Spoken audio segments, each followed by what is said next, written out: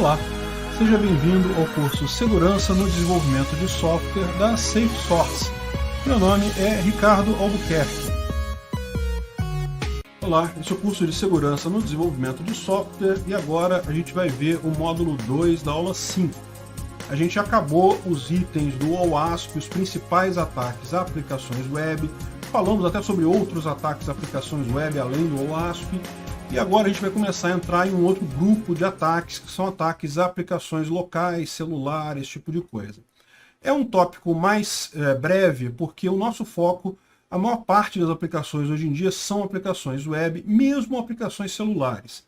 De qualquer forma, é um tópico importante, porque buffer overflow, vocês vão ver, é um ataque muito danoso e pode acontecer em aplicações web também. Não é muito comum, mas pode acontecer.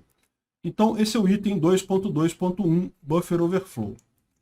E o Buffer Overflow, vocês sabem, é o vovô dos ataques a sistemas. Tá? Os primeiros ataques, o primeiro tipo de ataque que surgiu era justamente ataque de Buffer Overflow. Buffer Overflow é um ataque que muita gente acha que sabe como funciona, mas para realmente entender como funciona o Buffer Overflow, é importante a gente ter uma visão do baixo nível, de como funciona o nosso hardware, como funcionam as linguagens de baixo nível. Processadores são uma tecnologia que iniciou-se meados do século passado, inicialmente como uma coisa teórica, uma visão teórica do Alan Turing, sobre uma máquina que seria capaz de ler instruções e realizar contas a partir dessas instruções lidas. Essa ideia teórica do Turing foi depois aperfeiçoada pelo von Neumann, em que ele divisou realmente uma máquina prática, algo realmente capaz de funcionar com base em eletrônica. Por incrível que pareça, embora esse esquema seja muito simples e ainda fosse um esquema teórico, isso ainda não era uma máquina prática, os processadores todos que foram inventados seguem essa lógica. O processador do seu micro, que você está usando agora, ele usa essa mesma arquitetura, essa mesma visão. Claro, houveram grandes avanços nesse meio tempo, né? Quando finalmente os processadores começaram a ser produzidos, ainda era com transistores e portas lógicas discretas e coisa e tal, então eram máquinas muito grandes e que tinham um clock muito baixo, mas já naquela época já tiveram grandes inovações, como por exemplo o barramento ou bus, que foi introduzido no PDP-8. A ideia, repara que o esquema de Neumann, ele coloca a entrada e saída como uma coisa à parte da memória. O que eles fizeram foi juntar tudo nisso, ou seja, o barramento, ele cuida não só do acesso da central de controle, né, do processador, da unidade lógica aritmética, mas também da memória e toda a entrada e toda a saída. Tudo passa pelo mesmo bus eletrônico. Mas os processadores só realmente ganharam força quando passaram a ser produzidos na forma de chips. Isso aconteceu no final dos anos 70 e início dos anos 80. Nessa época foi desenvolvido o processador Z80, um processador de 8 bits, muito simplesinho, mas que fez um enorme sucesso. Quem é da minha época lembra do TK-90, foi meu primeiro computador.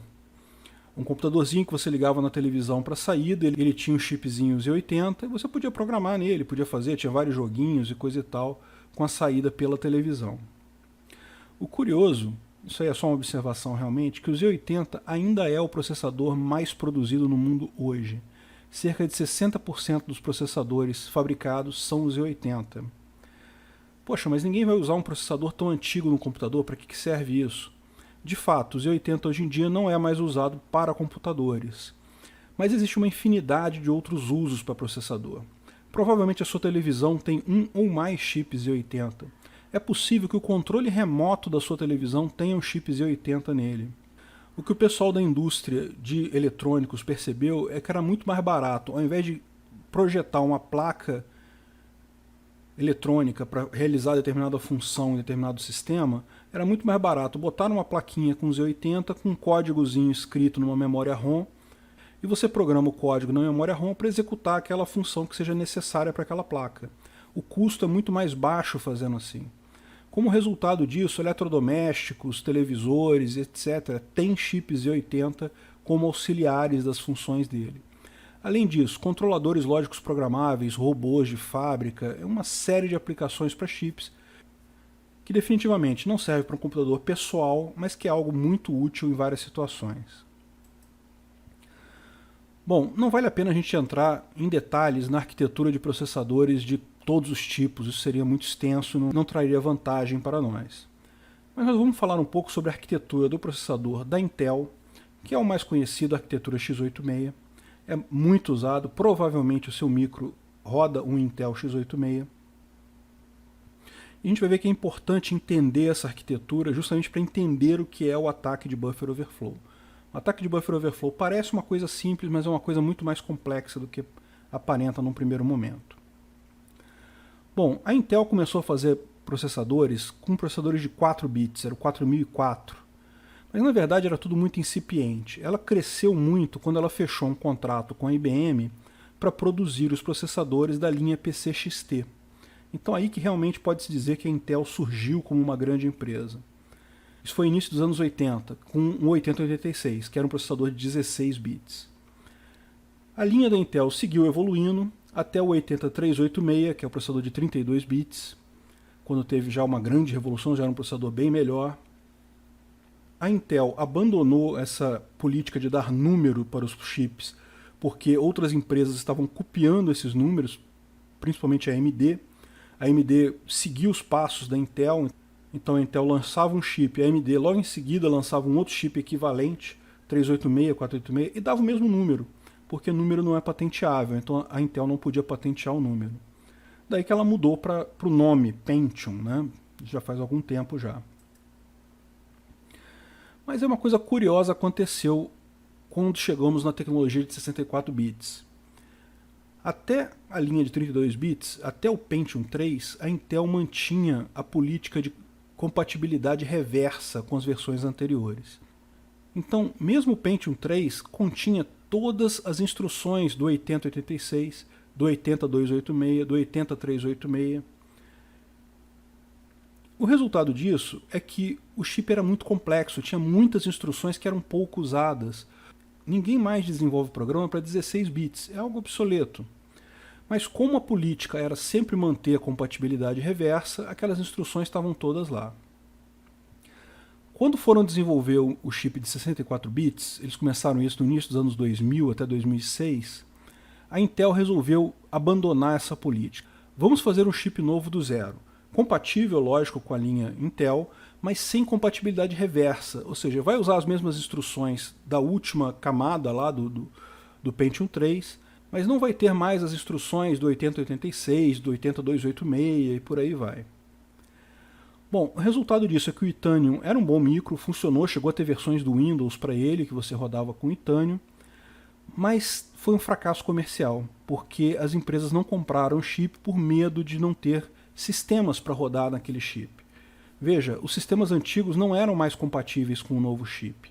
Então haveria um risco muito grande dos sistemas não rodarem no Itanium, e daí acabou que foi um grande fracasso, ninguém comprou o chip do Itanium e a linha foi abandonada em 2009. A Intel não mais fabrica essa linha de 64 bits. E aconteceu alguma coisa curiosa, porque a AMD, quando viu que a Intel estava seguindo nesse caminho de fazer um 64 bits totalmente novo, do zero, ela falou, não vou cair nessa não, eu vou fazer um chip compatível com os anteriores da Intel e com os anteriores meus. E de fato, a AMD criou a arquitetura x8664, que é basicamente um chip de 64 bits, mas com a filosofia de ter a compatibilidade reversa. Repara, a AMD deu um passo à frente da Intel. A Intel quis mudar de rumo, a AMD seguiu no mesmo rumo, e o que aconteceu é que depois a Intel teve que seguir atrás da AMD. A AMD ganhou a liderança no mercado, porque todo mundo queria um chip de 64 bits, e preferia o chip da AMD, porque ele era compatível com sistemas antigos. A Intel finalmente se deu conta de que fez besteira, que não deveria ter abandonado a política de compatibilidade reversa dela, e lançou a própria linha dela, x8664. Basicamente ela tem duas linhas, a linha Core, que são os i3, i5 e i7, e tem a linha Xeon, que são os processadores de mais alto desempenho. O fato é que esse chip é o padrão de fato de mercado, grande maioria das máquinas roda no Intel x8664, ou AMD x8664 se você preferir. Mesmo outros sistemas operacionais não Windows, como o Mac e o Linux, rodam em cima dessa arquitetura. Então nós vamos usar essa arquitetura, vamos descrever essa arquitetura para nós entendermos como funciona o buffer overflow. É lógico, tudo que nós falarmos aqui serve também para outras arquiteturas, outros processadores. Esses processadores, desde 286, na verdade, eles têm uma grande revolução que foi o chamado modo protegido. Originalmente, o 8086 era muito simplesinho mesmo. Ele acessava a memória física diretamente, ele tinha um modo de endereçamento todo estranho, tanto que ele só conseguia acessar 640 KB. Isso era uma limitação enorme no DOS. Com o modo protegido, você fugia dessa limitação, conseguia acessar, na época, inimagináveis 4 GB. Hoje em dia já não tão inimagináveis assim. E não só isso, não foi só a questão de endereçamento de memória que mudou. Na verdade, o chip 286 ele foi grandemente refeito para permitir a proteção por camadas. Como é que funciona isso? São através de anéis de proteção. O processador, na verdade, ele roda código, sempre está rodando algum código, mas dependendo de que camada aquele código está rodando, ele vai fazer uma série de operações diferentes. Então, por exemplo, o processador, quando está executando um código de ring 0, ele pode fazer tudo. Ele pode mexer em qualquer ponto da memória, pode mexer em qualquer dispositivo de entrada e saída, pode fazer o que ele quiser. No ring 1, ele pode fazer um monte de coisas, mas, na verdade, ele está rodando em cima do ring 0. Então, se o ring 0, se o código de ring 0 quiser, ele pode impedir algumas ações do ring 1. E assim por diante. É como se fosse, na verdade, uma máquina virtual rodando em cima da outra. Você tem 4 máquinas virtuais, o ring 0 é o processador core mesmo, e os outros são meramente máquinas que estão rodando em cima daquele código que está no ring 0. A ideia de quem desenvolveu os sistemas era que o ring 0 só tivesse o kernel do sistema operacional. Os device drivers, usados para comunicar com impressora, com vídeo, com HD, etc., estariam em ring 1 e ring 2, conforme o tipo, e as aplicações rodariam no ring 3. Na prática, não foi bem assim que a coisa aconteceu. Se a gente olhar a arquitetura do Windows, o Windows ele tem duas grandes partes, né? Ele tem o kernel mode, que roda em ring 0, em que ele tem a grande maioria do código dele de tratamento de interface, de tratamento de device drivers, etc., arquivos do sistema. E no User Mode, que é a parte que roda em cima, onde estão as aplicações, estão muitos dos serviços, estão algumas funções do próprio Windows, como Explorer, etc. Então, ou seja, acabou se dividindo só em dois caminhos. Ou se usa o ring 0, que é no caso no Kernel Mode, ou se usa o ring 3, que é o User Mode. A exata mesma coisa acontece no Linux. A arquitetura do Linux ela é muito mais simples do que a do Windows. O Linux não é um sistema operacional monolítico, já até foi nas primeiras versões dele, mas não é mais. Mas, de qualquer forma, ele ainda segue com uma arquitetura muito mais simples que a do Windows.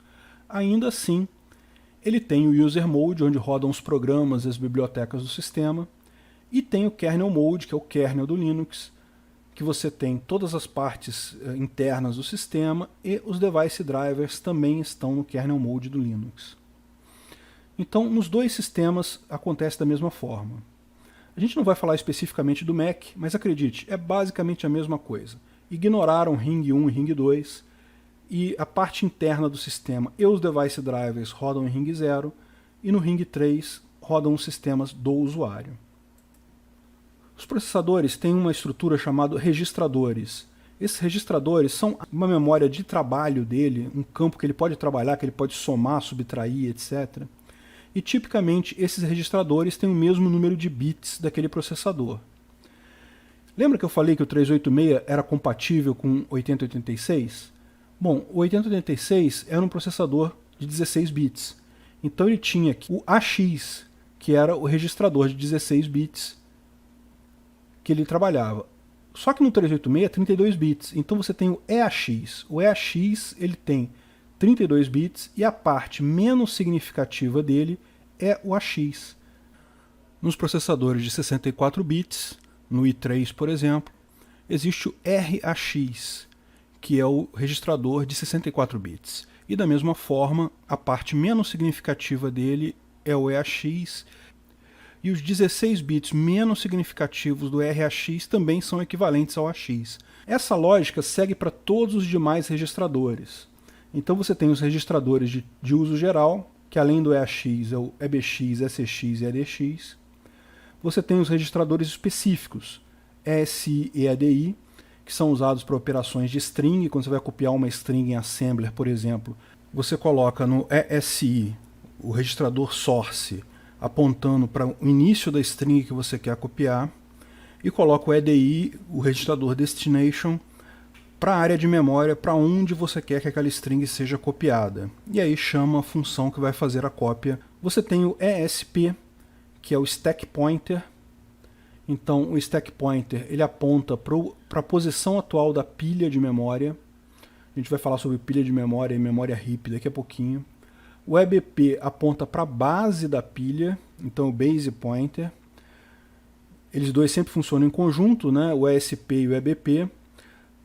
Curiosamente, o topo da pilha, o stack pointer, é sempre um valor menor do que o base pointer, porque a pilha ela cresce de cima para baixo. O EIP, que é o registrador instruction pointer, ou seja, que aponta para a próxima instrução que o processador vai ler, que ele vai executar na memória. Os registradores de segmento são um caso à parte, porque eles não seguem essa lógica. O CS, DS, SS e ES mantêm o tamanho de 16 bits desde o 8086 até o i3, i5 e i7. Esses registradores eles são usados para definir algumas informações sobre o processamento de memória do computador. Por exemplo, os 2 bits menores do CS dizem em que ring está o processador naquele momento, o código que o processador está executando naquele momento. E o que é a memória que pode ser acessada por esses registradores e pode ser buscada nesses registradores? A memória nada mais é do que um chip ou um conjunto de chips que armazenam informações. Você tem um chamado barramento de endereço, em que você fornece um endereço qualquer em determinado número de bits, e do outro lado você recebe no barramento de dados o valor da memória naquele endereço específico. Embora o barramento de endereço varie de tamanho, à medida que você vai aumentando o tamanho do bus, você vai aumentando o barramento de endereços, o barramento de dados geralmente só tem 8 bits mesmo, porque é sempre lido byte a byte. Mesmo um processador de 64 bits, ele lê byte a byte, então ele vai ler 8 bytes para dar 64 bits no total para preencher o RDX ou RAX. O importante daqui é, a memória é uma coisa física, é um chip que você bota um endereço de um lado, você obtém o valor ou escreve o valor naquela posição da memória específica.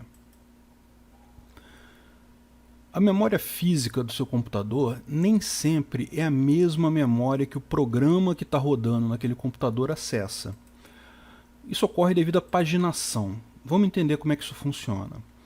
Você tem a memória física no seu computador, você instalou lá 2 GB, 4 GB, comprou pentes de memória e botou lá na placa-mãe do seu computador. Vamos supor, por exemplo, que eu comprei 2 GB de RAM, meu computador tem 2 GB de RAM físico instalado nele. O meu processador, então, ele consegue enxergar endereços de memória entre 00000 até 3FFFFF, que dá justamente 2 GB de RAM.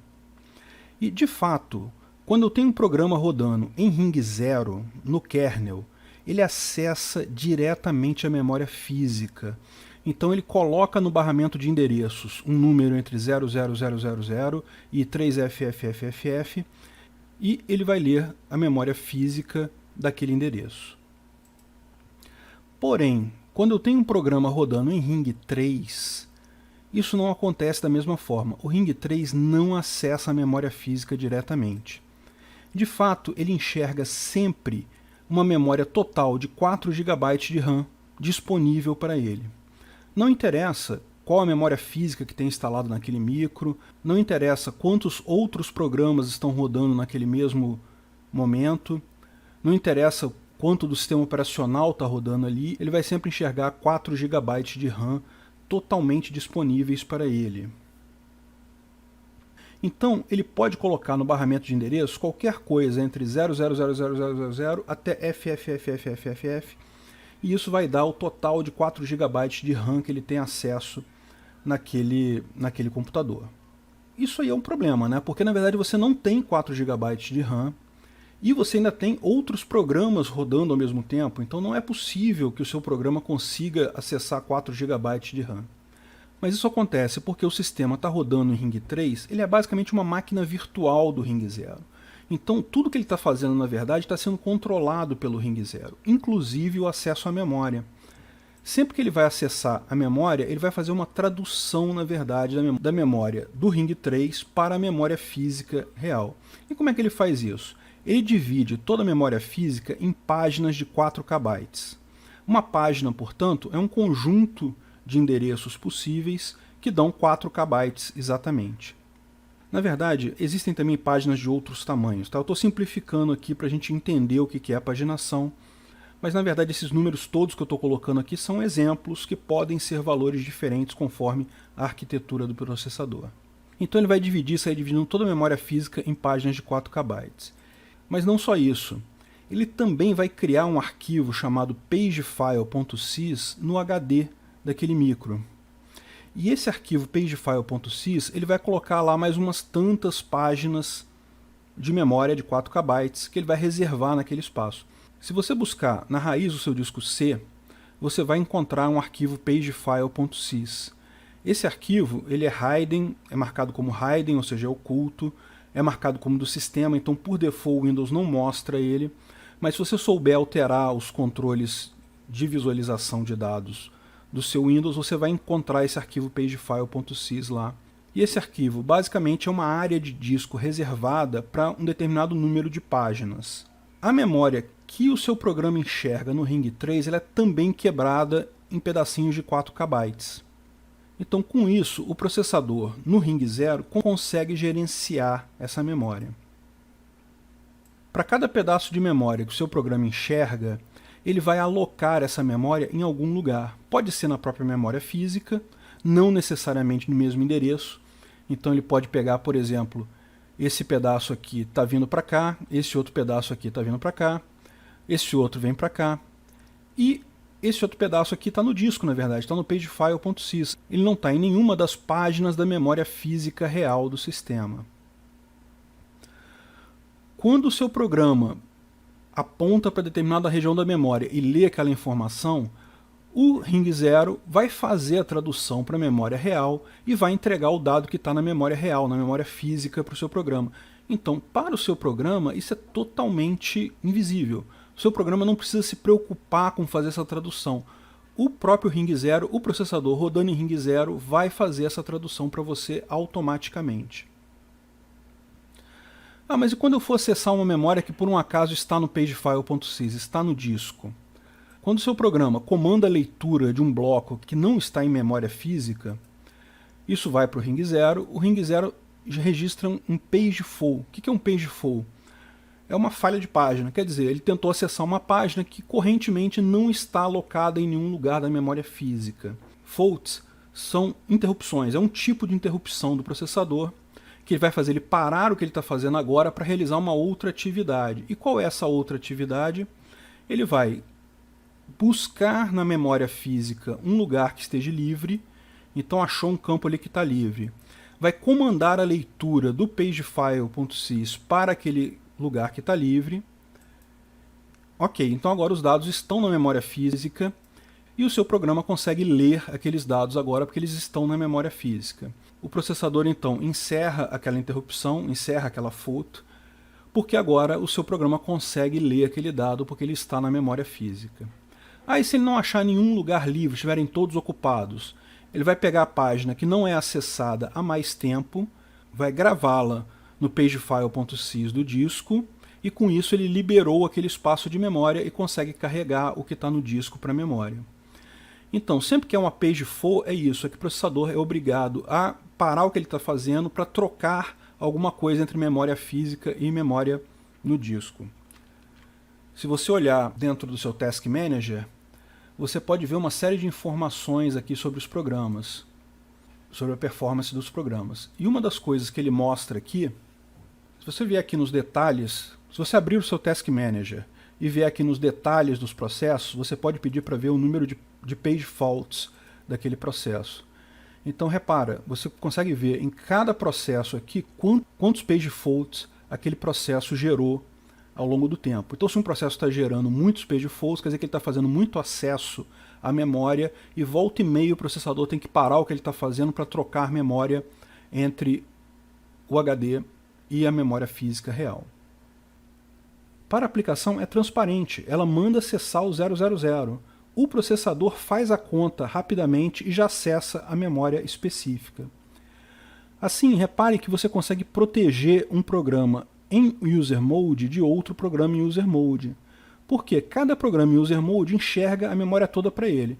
Mesmo que ele saia escrevendo loucamente, corrompendo a memória inteira, ele nunca vai corromper a memória de outros programas. E também nunca vai corromper a memória do kernel mode. A conta que ele faz, na verdade, é assim, né? Você tem um endereço de 32 bits aqui. O endereço ele é quebrado em 3 pedaços, e você tem então uma indicação do diretório onde está aquilo, da tabela de memória onde está aquilo, da page table, e no final o offset. Esse offset aqui são 12 bits, dá justamente 4 KB. Então só esse finalzinho aqui, só esse offset é que efetivamente tem correspondência com o endereço físico, mas todo o resto é calculado pelo processador. Então repara que a gente já tem uma distinção muito grande aqui em termos de segurança entre processos que rodam no User Mode e processos que rodam no Kernel Mode. Se o seu sistema roda em User Mode e gera uma falha, essa falha vai ser muito menor do que se, por exemplo, você tiver um programa que roda em Kernel Mode. Desenvolver um device driver ou mesmo um serviço que rode em Ring 0 é algo muito mais arriscado do ponto de vista de segurança do que desenvolver um sistema em User Mode. Vamos falar um pouco sobre como que essa memória é organizada, certo? A memória a gente já viu o que é. A gente está falando aqui agora da memória lógica do programa. Então, se for um programa em kernel mode, a memória lógica dele é a mesma que a física, ele já acessa direto a memória física. Mas se é um programa em user mode, a gente já viu, tem todo aquele mapeamento. De qualquer forma, tem um determinado espaço de endereçamento que você pode usar. E como é que os programas usam esse espaço de endereçamento? Bom, eles dividem isso em duas partes, o heap e o stack. O heap, ou memória de acesso randômico, ela é usada sempre que você precisa alocar alguma coisa, usar uma variável qualquer no seu sistema. Sempre que você define uma variável no seu sistema, ele vai lá e aloca um pedaço de memória para aquela variável. Se você não usa mais aquela variável, ele dealoca aquela variável, ou seja, ele libera aquela variável. Quando ele vai alocar novamente, ele procura, ele tenta reusar os espaços de memória. Então a alocação da memória heap ela não é sempre sequencial crescente, ela vai em passos, ela entra, sobe, volta, enfim.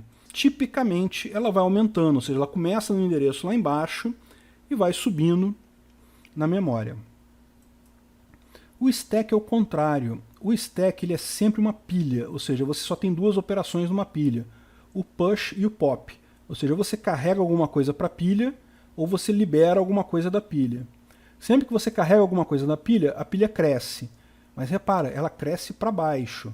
O base pointer aqui está lá em cima e o stack pointer está embaixo. Ele cresceu um pouquinho porque você fez um push. Se você libera alguma coisa, você faz um pop. Aí o stack pointer aumenta. Ou seja, na verdade ele está diminuindo, mas como ele começa de cima para baixo, o endereço físico aumenta. O heap ele cresce de baixo para cima e o stack cresce de cima para baixo. Finalmente vamos entender o que é o ataque de buffer overflow. Esse ataque é provavelmente o ataque mais antigo que existe e, incrivelmente, ainda é muito danoso hoje em dia. Boa parte dos ataques que você ouve por aí, que você ouve falar, são ataques de buffer overflow. A ideia do buffer overflow é bastante simples de entender. Você aloca uma variável nova com um determinado tamanho de array.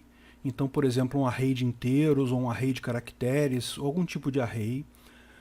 Reserva determinado número de posições nesse array e quando você vai escrever no array, você escreve mais posições do que aquelas que você tinha reservado. Nas linguagens mais modernas, como Java, C#, Se você fizer isso, simplesmente o sistema vai dar um erro, vai dizer, olha, você ultrapassou o tamanho reservado para o array. E a segurança não vai ser comprometida, meramente uma mensagem de erro e nada mais do que isso.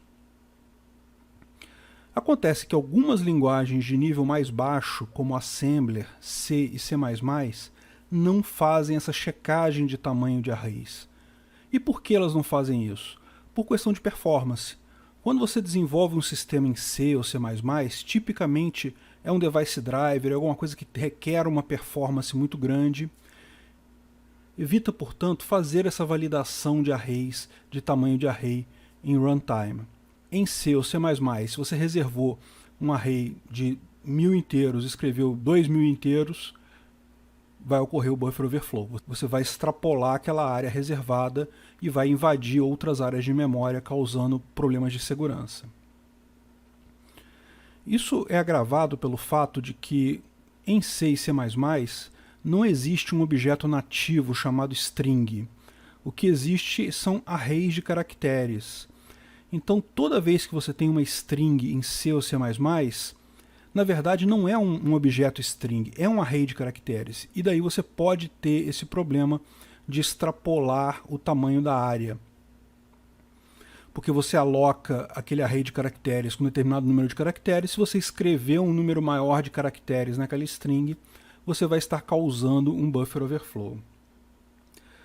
Poxa, mas se esse problema só acontece em C, C++ e Assembler, como é que é um problema tão sério assim? Por que é uma falha tão comum?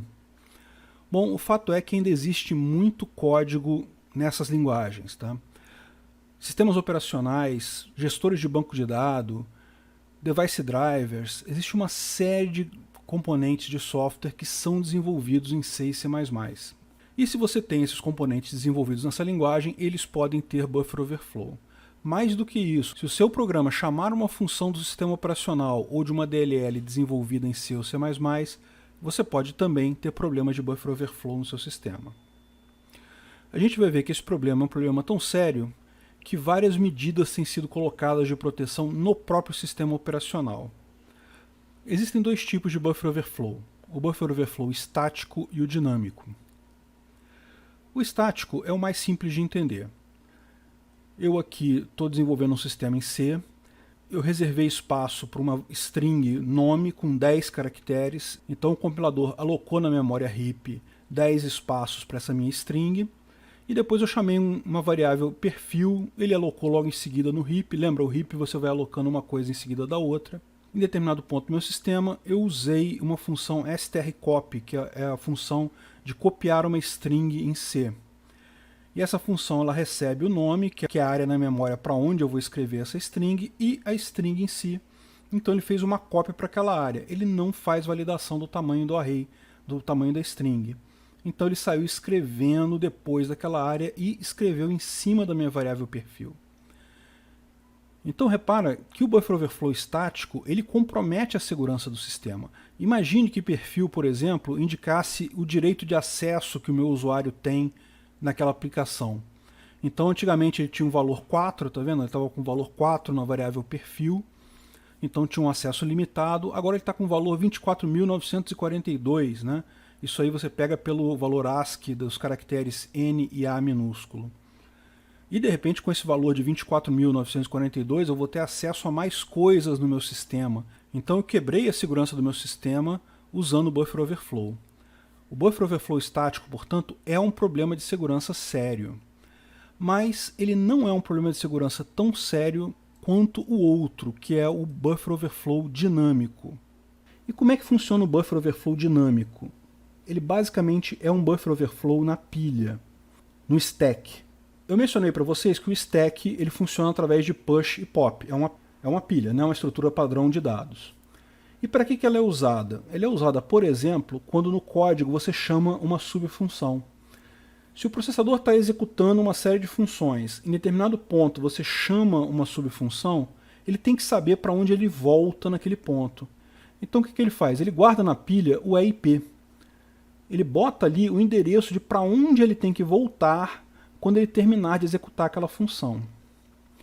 Depois disso ele guarda também o EBP, que é o Base Pointer. porque ele altera em seguida o base pointer para o início da pilha naquela função. O base pointer sempre aponta para o início da pilha naquela função específica. A questão é que as variáveis locais são armazenadas na pilha também. A gente mencionou as variáveis globais antes. Quando você armazena uma variável global, ele é colocado no heap. Então não tem problema. Você pode ter aquele ataque de buffer overflow estático, mas não aqui o dinâmico. Mas as variáveis locais, aquelas que existem só na própria função, elas são armazenadas na pilha. Então, por exemplo, essa função minha aqui, ó, ela tem um buffer que eu reservei com um determinado tamanho aqui. Então, o processador, quando eu chamo a função, ele vai guardar o EIP, vai guardar o EBP, e aí ele vai aumentar a pilha para caber essa variável aqui. Agora repara, a pilha cresce de cima para baixo. Então, o meu sistema, quando procurar um ponteiro para buffer, ele vai receber este ponteiro aqui. Ele recebe um ponteiro para o final da área que foi alocada para buffer. Ele pode usar a pilha para mais algumas coisas, etc. Mas aí imagina a seguinte situação. Se eu agora escrever alguma coisa em buffer que for maior do que o tamanho de buffer, o que vai acontecer? Ele vai vir aqui, vai vir escrevendo aqui, vai sobrescrever o EBP, ok, e vai sobrescrever o EIP. Olha que coisa, ele vai alterar o endereço da pilha correspondente ao EIP. Excelente, a função continua executando, no final ela vai dar um hatch, que é um return. O que esse return diz para o processador? Olha, volta o stack pointer lá para o início, para o que era o base pointer, e dá um pop no EIP, ou seja, vai voltar a executar no endereço do EIP que estava na pilha. Só que você alterou o endereço do EIP. Isso significa que você conseguiu dar um jump agora, conseguiu alterar o processamento para um lugar aleatório na memória do seu processador.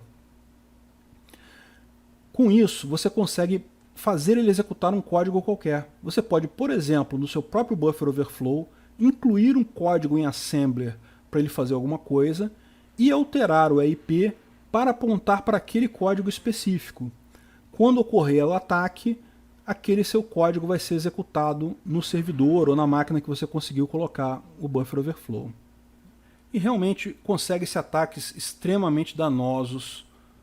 Como é que você evita o buffer overflow?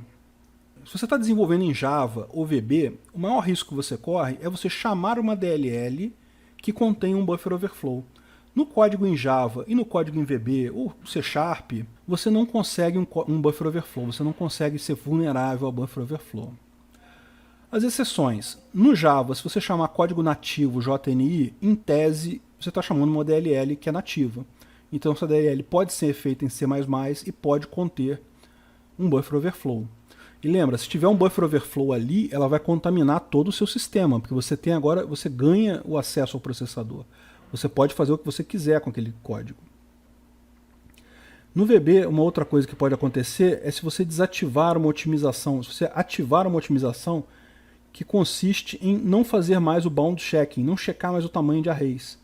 Se você desativar isso, realmente o VB passa a se comportar como C e C++. Ele não mais checa o limite dos arrays.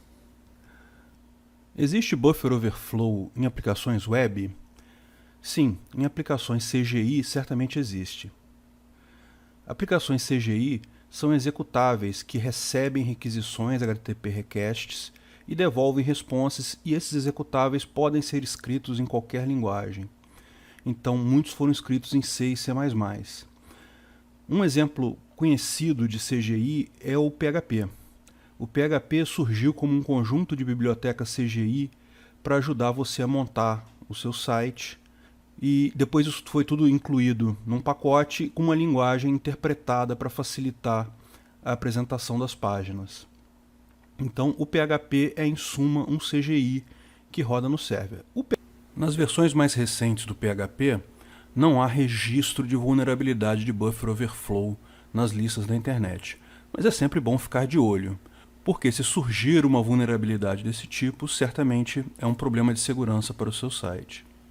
Hoje em dia, é muito raro alguém desenvolver um sistema web em CGI. O que pode acontecer é alguém no seu sistema Java, ou PHP, ou C# chamar uma DLL nativa E aí, nesse caso, você pode sim ter problemas de buffer overflow se a DLL tiver uma fragilidade desse tipo. O problema do buffer overflow é um problema muito sério, tanto que motivou uma série de medidas para impedir esse tipo de ataque. Particularmente, a partir do Windows Vista, ou seja, o Windows Vista, o Windows 7, o Windows 8 e o Windows 10, e o Linux, a partir da versão 2.6.12, eles incluíram uma série de controles no sistema operacional para evitar o ataque de buffer overflow. O ataque de buffer overflow é muito comum, como eu disse, é basicamente culpa de DLLs e funções do sistema operacional. Então o próprio sistema operacional achou por bem incluir esse tipo de controle. Bom, e quais são esses controles que previnem o buffer overflow? Na verdade, primeira coisa, eles não previnem, tá? Eles dificultam. Eles tornam menos provável que um buffer overflow ocorra na máquina. Mas a gente vai ver que ainda assim é necessário você cuidar para a sua aplicação específica não gerar buffer overflow. Se tiver um buffer overflow no seu código, você está colocando tudo isso em risco da mesma forma. Vamos ver cada uma das medidas de proteção dos sistemas operacionais mais recentes. A primeira coisa é a randomização do endereço base. Até o Windows XP, todos os programas executavam no mesmo endereço base. Lembra? Para cada programa em User Mode, você tinha toda a memória disponível para você. Então você podia se dar o luxo de todos os programas começarem no mesmo endereço, 0x400000. E se fosse uma DLL, começava em 0x100.000. Por que isso ajudava o buffer overflow? Porque lembra, você vai colocar um endereço no EIP. Esse endereço no EIP ele vai apontar para algum lugar que vai rodar o código. Se você sempre começa no mesmo endereço, você pode fazer um teste na sua máquina para descobrir o endereço que você tem que apontar o EIP e depois usar esse mesmo endereço no seu ataque numa máquina de outra pessoa. Porque o endereço vai ser o mesmo, todos os programas sempre começam na mesma posição da memória. Com a randomização do endereço base, isso não funciona mais assim. Cada vez que um sistema é carregado, o Windows sorteia um endereço e carrega o programa nesse endereço. Então o atacante não pode mais assumir que o endereço que ele teve na máquina dele é o mesmo endereço que tem na máquina do servidor que ele está atacando. Mas veja, isso não é totalmente seguro. Por quê? Primeiro porque ele pode fazer busca na tabela de nomes de DLL. Ao invés de você assumir o endereço físico, no seu código injetado via buffer overflow, você inclui uma busca numa tabela para achar os endereços das coisas. Outra coisa é que nem todos os sistemas, nem todos os programas funcionam bem com randomização do endereço base. Como isso foi uma coisa muito constante, do Windows 95 até o Windows XP, tinham esse mesmo endereço base, alguns programas passaram a assumir que esse endereço era sempre o mesmo. Por isso que muitos programas antigos não funcionam mais no Vista. Houveram uma série de device drivers que não funcionavam no Vista, uma série de problemas de compatibilidade, justamente porque agora o programa não tem mais garantia de que está no mesmo endereço sempre. Uma outra proteção foi o Data Execution Prevention. O que é o DEP? Os processadores, desde o 386, eles têm uma proteção que você pode dizer para cada página de código. Lembra que dividia a memória em páginas? A memória está toda dividida em páginas, tem lá o diretório, tem lá a page table. E dentro da page table, para cada página de memória, tem uma marcação dizendo se aquela página é código ou é dados. E o que o Data Execution Prevention faz? Ele impede que o processador execute alguma coisa que está numa área de dados. E a área de dados inclui também o stack. Na verdade, tem uma página do tipo stack própria. De qualquer forma, o processador não vai executar nada que esteja numa página de dados. E olha que beleza, realmente você impede aquele ataque de você mandar o código junto com o buffer overflow, apontar o EIP para aquele próprio código que você mandou e executar. Porque aquele código está na stack, ele não está numa página de código, então o processador não vai executar aquele código, ele vai dar um erro e não vai executar aquele código. Bom, o processador era capaz disso desde o 386, mas até o Windows XP isso não era ativado por padrão. Por quê? Também por questão de compatibilidade, porque haviam programas antigos que carregavam código em memória e aí executavam aquele código e isso atrapalhava o DEP e não deixava executar aquele código. Então, a partir do Vista, o DEP passou a ser padrão. Mas presta atenção, isso pode ser desativado. Você tem uma configuração do Windows que você vai lá na configuração do boot do Windows e diz, olha, eu não quero DEP. Para alguns programas antigos você precisa fazer isso porque o programa não funciona se tiver DEP. E o risco é, quando você desativa isso, evidentemente você perdeu a proteção que você tem contra o buffer overflow nessa situação. Safe Structured Exception Handler. Tratamento de exceção, o Exception Handler, é uma coisa que você faz no código, que você faz para tratar erros, situações não esperadas, esse tipo de coisa. No seu código você faz um bloco try-catch, em que se alguma coisa deu errado naquele bloco try, ele vai executar o catch e vai remediar esse problema de alguma forma. Todas as linguagens mais modernas têm alguma forma de try-catch, e é importante notar que isso é implementado quando você compila a linguagem, isso roda no processador. O processador tem uma estrutura chamada Structured Exception Handler, SEH, em que ele basicamente bota na pilha o endereço do tratamento de exceção para aquele trecho de código. Então, dentro de uma função que tem o try-catch, seria mais ou menos assim. Ele primeiro carregou o SEH, que seria o endereço de tratamento do catch, desse try que está aqui, daí ele chama a função, então ele guarda o EIP, guarda as informações, etc. Se der algo errado nessa função, ele vai acionar o catch, ou seja, ele vai para o SEH aqui, para o endereço do SH, que é o endereço do catch. Acontece o seguinte, repara que da mesma forma que você estourar o EIP, se você fizer um buffer overflow aqui, você consegue alterar o endereço de tratamento do exception. Isso é muito importante, porque às vezes você não consegue chegar até o final da função e dar o return para você desviar para o EIP. Ao contrário, você altera o SH e provoca um exception com seu buffer overflow de forma que vai ser chamado o endereço do SH. Isso é um ataque de buffer overflow muito comum, o ataque via SH. E o que faz o Safe SH? Ele inclui um mecanismo de validação de ponteiros. Então, se você alterar um item do SH sem alterar o anterior também, ele vai detectar que aquilo ali está fraudado e não vai aceitar esse endereço de exceção.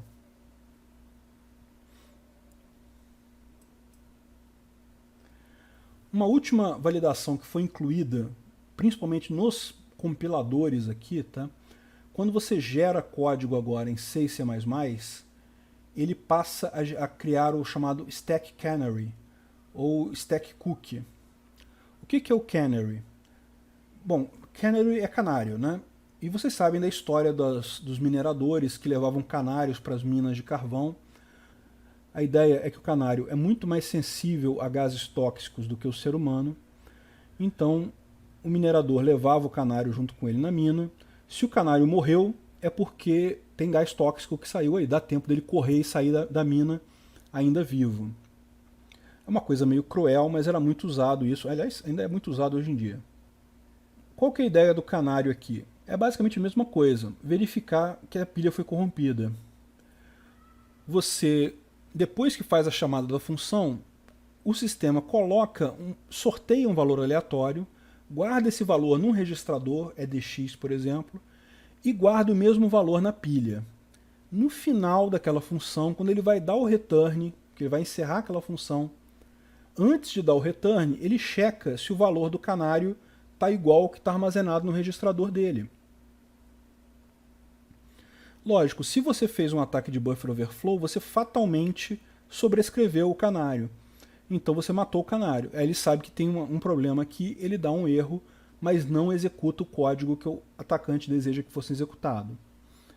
Então é muito importante essa proteção, ajuda bastante essa proteção, mas também não é garantia, porque isso pode ser desabilitado durante a compilação, além do que não são todos os compiladores que geram o Stack Canary, então não são todos os programas que vão ter o Stack Canary, então é uma proteção menos efetiva do que poderia ser. Resumindo então esse módulo, Buffer Overflow é um ataque muito danoso. Um atacante pode executar um código qualquer na sua máquina, pode tomar controle da sua máquina totalmente a partir de um buffer overflow. E como você evita isso? Primeiro, evitar sistemas operacionais antigos. Nos sistemas operacionais mais novos, verificar se eles implementam todos aqueles mecanismos de segurança que a gente falou. Se você desenvolve em C, C++ ou Assembler, evitar funções suscetíveis a buffer overflow, verificar o tamanho de arrays antes de submeter a qualquer função. E para todas as outras linguagens, evitar chamadas a DLLs antigas e funções do SO, do sistema operacional, suscetíveis a buffer overflow.